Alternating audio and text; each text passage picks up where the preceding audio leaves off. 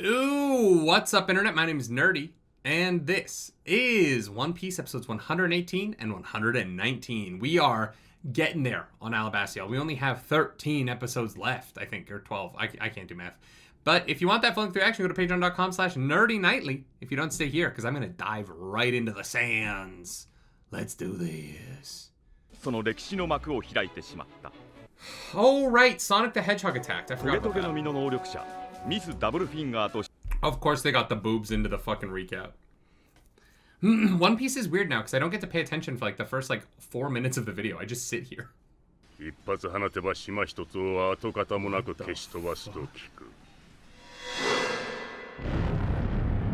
Alabasta has weapons of mass destruction?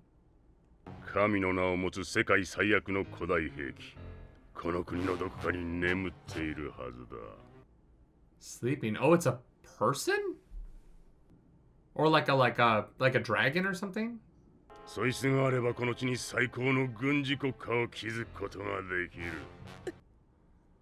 Holy shit.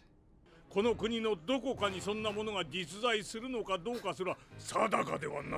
imagine if he did this all and it doesn't exist?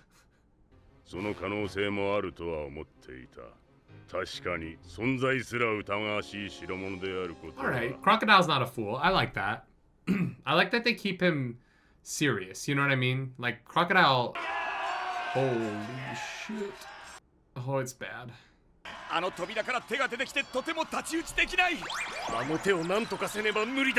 This visual is so weird to me. God, the sex things she could do, you know what I mean? Like, I hate to go there, but like, God, that many hands.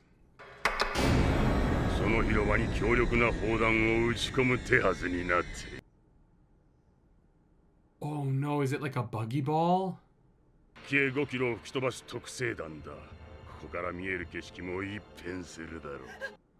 5-kilometer cannonball. Holy shit.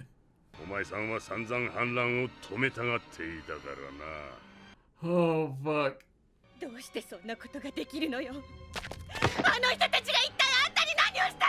Oh, Vivi, I'm so sorry, girl. This is rough. This visual of him with the fucking blood coming out of his elbows is fucking crazy. Like, truly fucking crazy for a kid's show.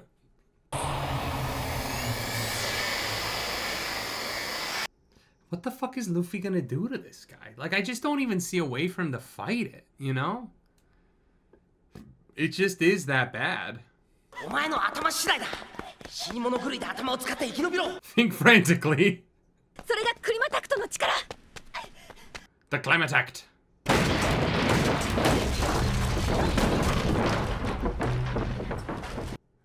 I do find it interesting how much her powers remind me of Lust. And the, black finger attacks. I have no idea which one came first, so I'm not, claiming anything on either side. It's just interesting that visually they're very similar.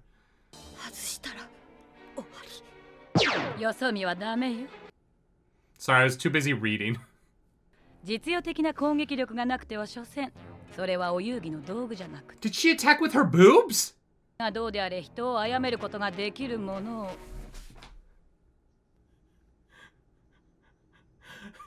It's the booby trap! Oh my god. Well, that fucking didn't work. Damn, Nami, I don't know how the fuck you pulled that off, but you did.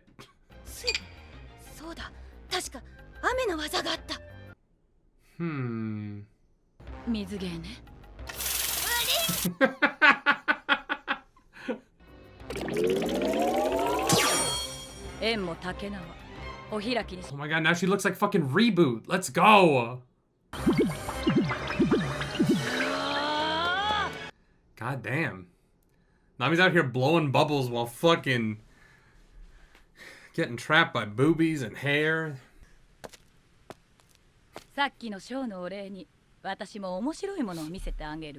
This woman is the craziest thing on One Piece so far. And there's so much crazy shit. But turning her boobs into spikes to trap Nami is just so insane to me. Oh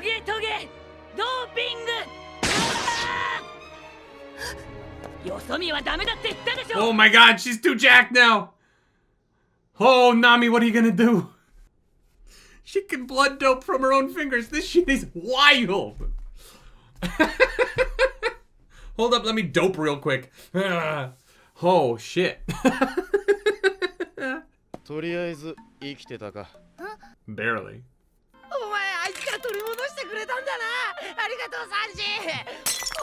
Oh. Come on, you're smart. Usopp, you can fix him. They had a backup force? Holy shit.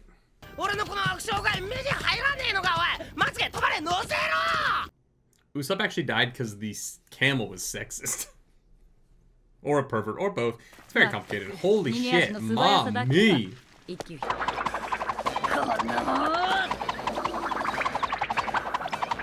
I'm assuming in the 4Kids version they don't use the word bitch this often, right? Oh god.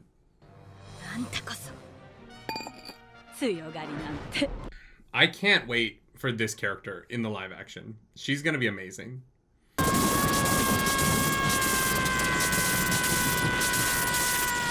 Oh shit. Okay. The setup is a little wild, but the final move is pretty great. What the fuck is that noise? Ah, fuck.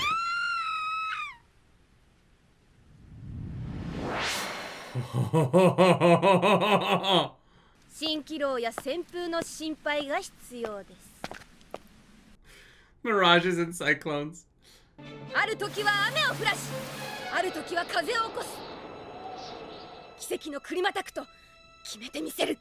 I don't know why Usopp's making anything other than this thing. It seems like this device could solve Alabasta's problems.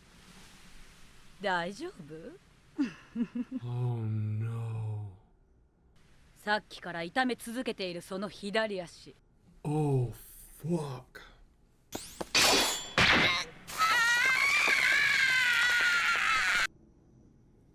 Oh, I went through the foot. Oh. Oh, I don't like it. Oh, that happened to me when I was 9. It was so gnarly. Oh. Oh.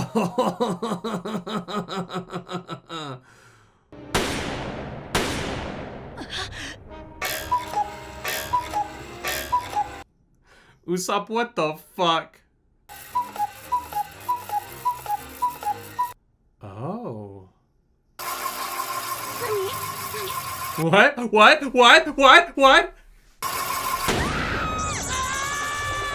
you remember the video of the woman that was being helivacked? And as the hit picked her up, she just started to spin. And it was so funny because she survived, but like, in the moment, the first time you watch it, you're like, oh my god, this poor woman. If you've never seen it, you have to, it is an insane watch. But that is what this fucking stick just did. Huh. Oh, wow. That was very funny. Oh, she was still spinning after she went through the wall. Ay. Wow, they made her titties massive from that angle. I did not think One Piece was gonna be so horny. Like, this show is so, like, weirdly sexual. But none of its characters are sexual. And I think that's what's so funny about it, is it's just, like, it's so voyeuristic.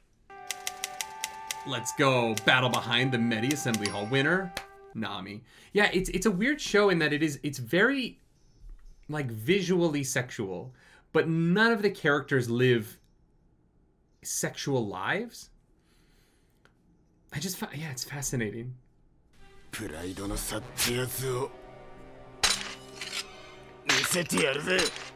Oh shit, it's 3-sword time.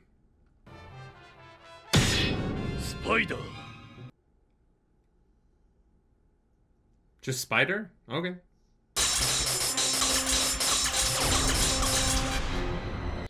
Fuck. 打撃斬撃は俺には効か。なるほど、参ったな。This bites. こういう窮地を俺は待ってた。そろそろもう一段階強くなりてえと思ってたところさ。Oh, we're going to the next level. 俺は鋼鉄でも切れる男になってるわけだ。That was a pretty sick end to an episode. Let's go. All right. Wow. Okay, Nami, you figured out the climate act. We learned about the Pluton and the polyhedron. No, that wasn't the word. Can't remember what it was. The glyph, the penoglyph, maybe that was what it is. The penis glyph. There's a glyph of a penis, the largest penis in Alabasta, and there's a glyph of it somewhere. Yeah, no. Going back to the conversation, it is very interesting. The characters are not romantic. They don't date. They're like the only reference to sexuality or like relationship in this show is Sanji the crab and Lashes being sexually attracted to women, right? But other than that, it's really just like bondage and lingerie outfits on female characters that are treated as sexual by the camera placement. And I just find that fascinating. It's wild. Especially like with the villain there, like using her boobs as weapons, which is great. Like I have no problem with that. I'm not, if you got it, use it. Don't hold back just because they're titties, If your titties are your weapons, use your titties as weapons. I get it.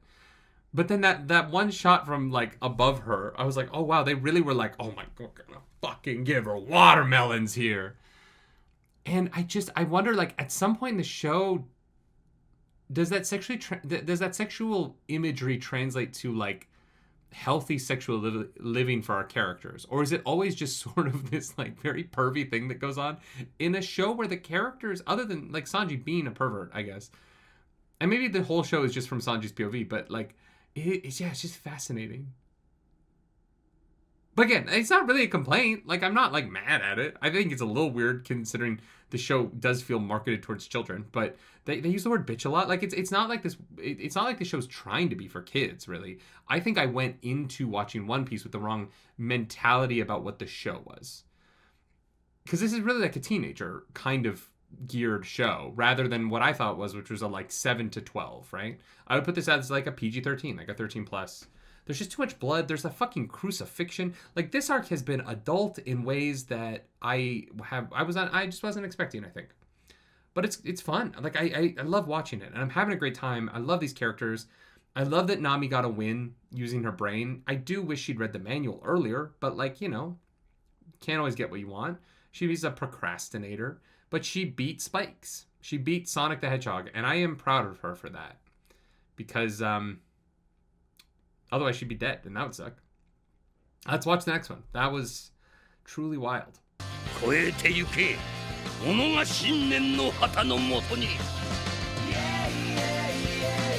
Yeah!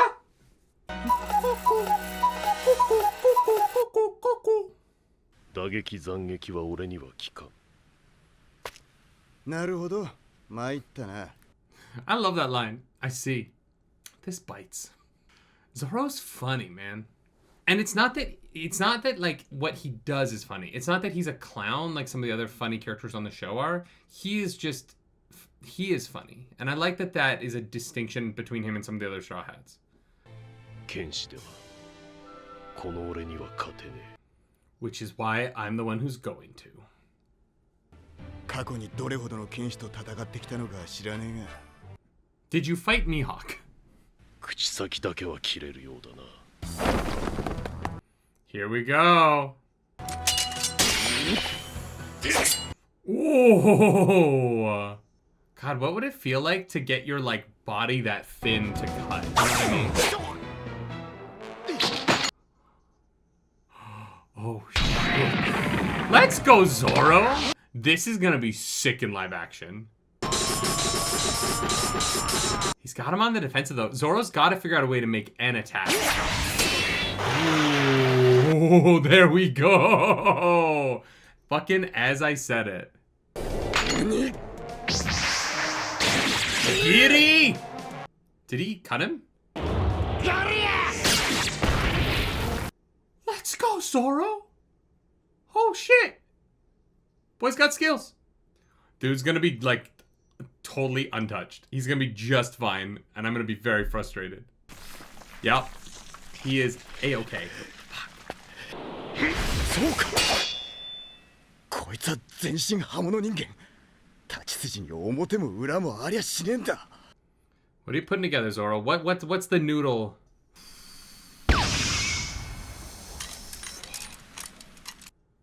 What the fuck?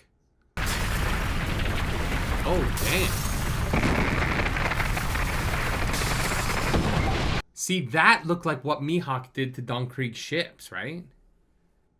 Interesting. Very, very interesting. 鍛錬なら誰よりも積んできた That I fucking believe. 幾度となく立ってきた Oh, shit.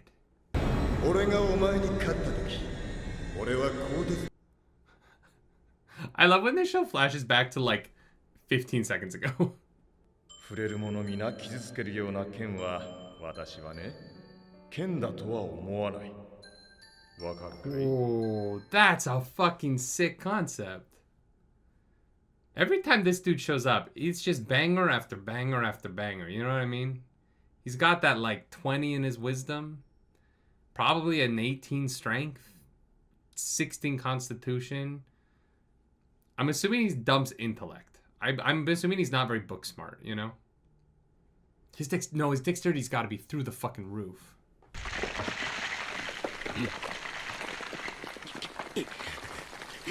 This is a light squat day for Zoro. Half a house? Easy. Easy. 俺が鋼鉄を切る時はお前がくたばる時だからなもっともだ Yeah, makes sense. 何一つ切らない剣 Let's go. This is cool. I love when level ups come from like a lesson that you thought you learned but that you never learned properly. You know what I mean? I think that's a great way to establish how a character gets stronger at something in the middle of something they're like, because it's not like he's gonna learn something right now. But when you're reminded of a lesson you thought you learned that you didn't quite get right. 鋼鉄は切るさっぱり意味がわからねえ It's about control, my dang dude. アトミックスパ What the fuck? He has some magic dicing powers, dude. I would love to see him work in a kitchen, man. The amount of time he would save. Just going atomic spar, and suddenly that cucumber's just thinly sliced, ready for a cocktail. Put that shit on a mojito. Have a good night. Come on, Zoro, you got this. 風見どれ Ooh.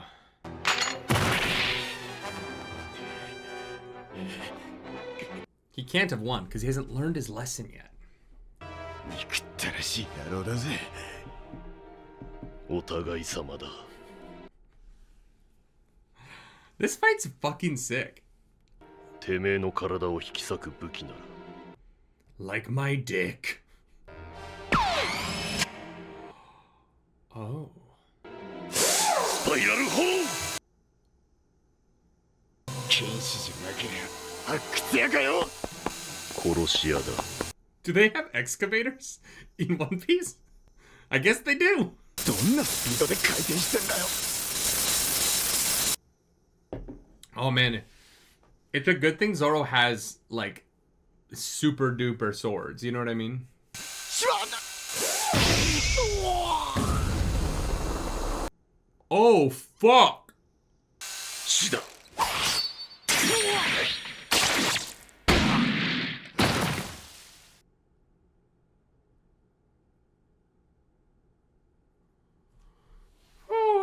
Okay. 背は向けねえ You gotta get up the other way then. Oh my god. スパーブレイク Oh 安らかに死ね。 Well, fuck. Damn. This arc really jumps the shark on how much damage our main characters can take. Like, I'm still enjoying the show a lot. I don't want you to think that I'm not. I am. I think the show is great, but in terms of like how much I care about combat, the end of this arc is killing my ability to give a shit about these fights. Because everyone is just invincible at this point. And I don't know, it's not my favorite way to handle this. The stakes of this keep going down the drain because everyone just survives anything. He's fine. Usopp's fine. I don't know. こういう感じは前にもあっ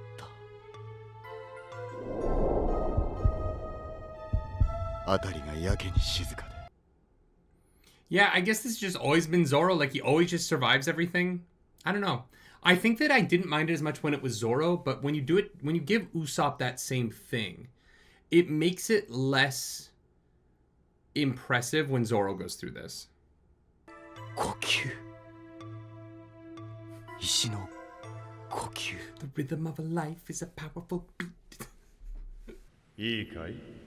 世の中にはね。 Zoro found spirituality. それだけの血を流して生きてられるはずがねえ。 Okay, at the very least, this is cool that in this like survival, he found the answer. I do like this.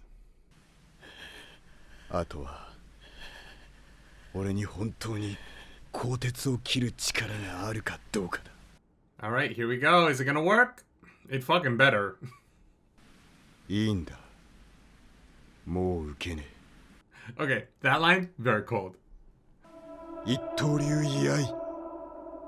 疾走孫。 That was pretty slick.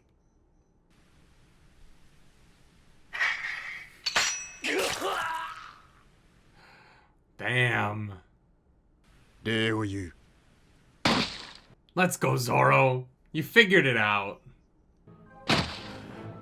次はダイヤでも切ろうってのか。 Eh, probably. Alabasta North Block. Let's go. Cool. Cool. All right.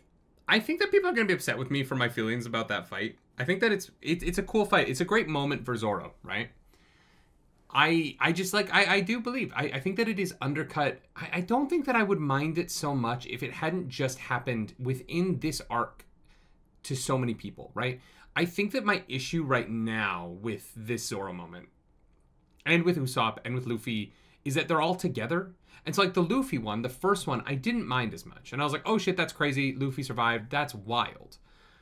And then Usopp happens and you're like, oh shit, Usopp survived. That's crazy. That's wild. And then Zoro does it and you're like, you're just repeating the same beat, right? I don't think, and I think that that's what I'm responding to more so than this not being cool. Because I think that moment actually works. I really like the like, oh no, I managed to avoid the rocks because I found the rhythm that my teacher was talking about. I think that's sick, right? I think it's a really good idea. And I think that after the survival, everything that plays out is great. I think that it is all handled in such a strong way. And so the end of this episode, I really, really like. I think that my feelings about Alabasta right now are that the overwhelming odds, seeming defeat, but I survived and beat them anyway, is just kind of the same beat in each of these stories. And so I find it a little bit lacking in diversity in terms of its narrative complexities, right? And I think that if they'd maybe not had everyone, not really everyone, but really like 3 characters in 8 episodes suffer life-ending wounds, like genuinely life-ending wounds, only for them to just be fine, I think that I wouldn't have noticed it as much. But by compacting those together, I just kind of go like, oh, we're just doing this again. Okay, cool. All right, that's fine. Outside of that, Alabasta is a great arc, right? I think that like the what they're fighting for is so important here that is what is pushing me through this. I think that right now we're in this series of episodes that are, clearly by these end cards where they kind of tell you who won the fight. It's just a lot of fights right now. And I am excited to get past this to the actual like storytelling of Alabasta, because last episode, the scenes with Vivi at the beginning were my favorite scenes from these 2 episodes, right? Where we're telling the story, we're getting into how people feel about what's going on around them. That's where this, I think, is really shining, and where I think that Alabasta is one of my favorite arcs so far, even though I do think the battling element of this arc is not, it is one of the weaker elements of it. I think that the battles detract here more than they have in previous arcs. Now, part of that is I think that Alabasta is just very long as an arc, and there's a lot of like steps to it.